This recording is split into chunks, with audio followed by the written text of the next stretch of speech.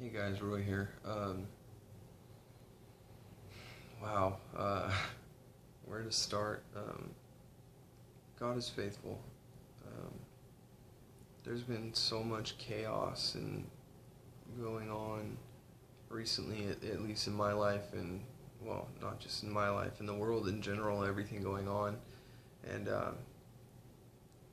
God has been so faithful to to put His arms around me and put peace in my heart in the midst of a very chaotic storm. And for those who don't know what's been going on, my doctor gave me some medications, um, but he was diagnosing each problem as an individual problem, not as a whole. So conflicting medications ended up putting me in the hospital with an overdose.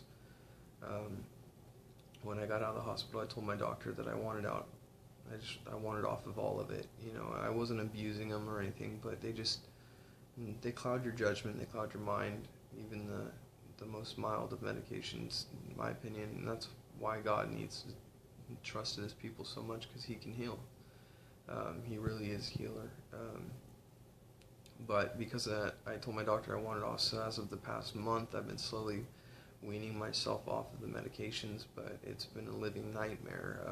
You stabilize on one dosage, and that way you can function, and then you lower different medications, and it is a different type of withdrawal, and it's a nightmare. And then you lower a different kind, and it's back and forth and back and forth, and it's a nightmare. But through all of that, God has been so faithful to wrap His arms around me and just to continually whisper in my ear how much He loves me, and to be so faithful to show His love. I mean, I haven't worked in a month, and we still, Bethany and I still have our apartment, we still have food, we still have everything. And that's one thing God has always promised. He said, if you tithe faithfully, test me in this, and I will show myself faithful. And it's been more than faithful. We didn't know if we would have enough money for rent, and I only worked like 2 days on a previous check. We got the check, and it was enough for rent. And then Bethany's family got together and gave us some money, and it was enough for food. And then our church got together and gave us some boxes of food. And like I went to the grocery store today and bought some food, and I was a little bit short on money. I asked the lady to take some things off of the list, and instead she said, "Oh, don't worry about it," and paid out of her own pocket. And if you don't believe in the power of tithe, you are missing out. It's such a blessing to be able to give to the Creator of the universe, and it seems trivial, I know, from an understanding of human knowledge. Like, it's just money. Why would God, the Creator of everything, need it? But it's more of a test of your faith. Do you trust Him, and to build the storehouse? And God has just been so faithful. And I'm at a stable point right now, and I know that it's going to get worse again. I got to lower dosage again, but I'm trusting God to keep me focused and steadfast and all of that. Um, he has removed the apathy and the blinders that the medication had been putting over my eyes. Uh, it's been hard, to say the least, but Bethany and I have been getting up at, you know, 6 in the morning and reading our word together and praying together and worshiping together, and seeking God together. And it says that when you get married, you leave your mother and father and you cleave to each other and become one flesh. And if it's worth seeking after God, it's worth seeking after God together. Just keep that in mind. We just have been so blessed by God this past month, more so in the time of trouble than anything else. And it's just crazy to see that.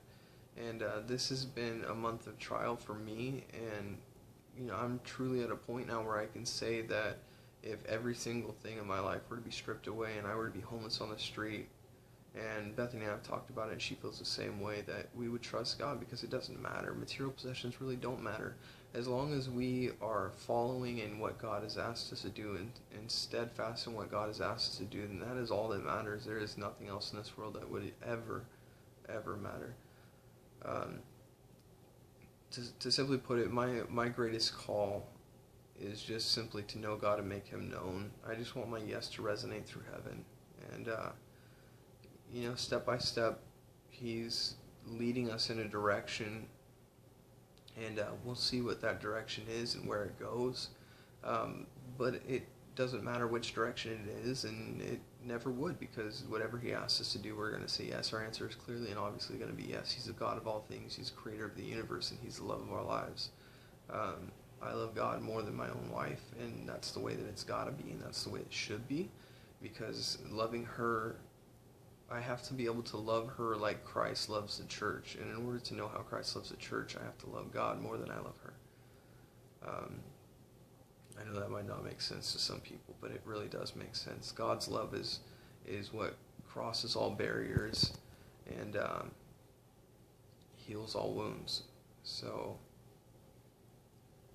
just stay faithful. God's love is steadfast, and it always will be. Alright, thanks guys for watching, and just if you hear this, and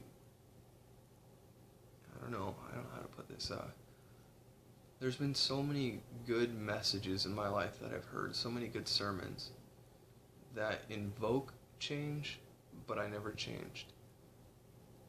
Let them invoke the change in you.